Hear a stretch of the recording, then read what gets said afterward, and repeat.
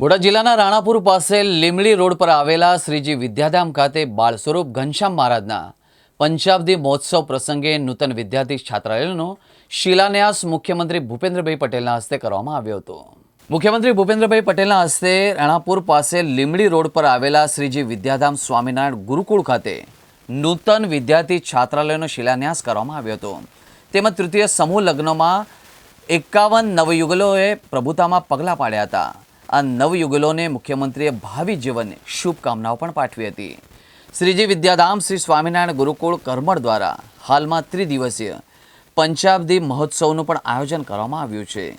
આ મહોત્સવના બીજા દિવસે મુખ્યમંત્રી ભૂપેન્દ્રભાઈ પટેલ એક વિશેષ ઉપસ્થિતિ રહ્યા હતા અને મુખ્યમંત્રી ભૂપેન્દ્રભાઈ પટેલે નૂતન વિદ્યાર્થી છાત્રાલયનું ખાતમુહૂર્ત કર્યું હતું।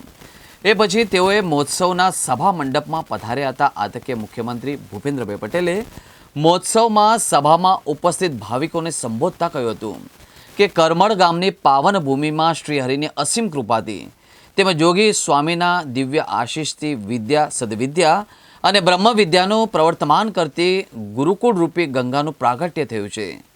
પ્રાચીન ભારતીય સંસ્કૃતિમાં ભગવાન શ્રી રામ તથા ભગવાન શ્રી કૃષ્ણએ પણ ગુરુકુળમાં શિક્ષણ મેળવ્યો હોવાનો ઉલ્લેખ કરતા મુખ્યમંત્રીએ કહ્યું હતું। આ કરમળ ગુરુકુળની અંદર આજે ભવ્ય રીતનો પંચાબ્દી મહોત્સવ ઉજવાઈ રહ્યો છે। એ અંતર્ગત આજે સીએમ સાહેબ દ્વારા 2000 વિદ્યાર્થીઓ ફ્રીમાં ભણી શકે અને રહી શકે, એક પણ રૂપિયો લીધા વગર નિઃશુલ્ક 2000 બાળકો ભણશે, એમને રહેવા માટેની સુવિધાનું શિલાન્યાસ એક બિલ્ડિંગ બનાવીએ છીએ, એનો શિલાન્યાસ વિધિ સીએમ સાહેબના હસ્તે આજે સંપન્ન થયો। એ પ્રસંગે આજે 51 દીકરીઓ, ગરીબ દીકરીઓના સમૂહ લગ્ન પણ હતા, એ પણ ધૂમધામથી સંપન્ન થયા। અમારા રાકેશ પ્રસાદજી મહારાજ પણ આ ઉત્સવની અંદર ઉપસ્થિત રહ્યા હતા। સાથે સાથે જગદીશભાઈ મકવાણા, કિરીટસિંહ રાણા, પછી સંસદ સભ્ય ચંદુભાઈ મકવાણા આદિ રાજદ્વારીથી પણ ઉપસ્થિત રહ્યા હતા અને સાથે સાથે વિદેશમાંથી પણ ઘણા બધા ભક્તજનો, યજમાનશ્રીઓ ઉપસ્થિત રહ્યા હતા અને આજે નહીં તો 25 થી 30 હજાર માણસોએ અહીંયા ભોજન પણ લીધું છે અને ખૂબ સરસ આ ધામધૂમથી ઉત્સવ ઉજવાયો છે।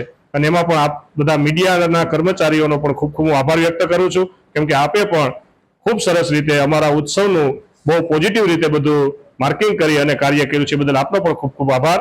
અને અમને આમ જનતાએ પણ ખૂબ સાથ સહકાર આપ્યો છે, એ બદલ આમ જનતાનો પણ ખૂબ ખૂબ આભાર વ્યક્ત કરું છું। અસ્તુ, જય સ્વામિનારાયણ।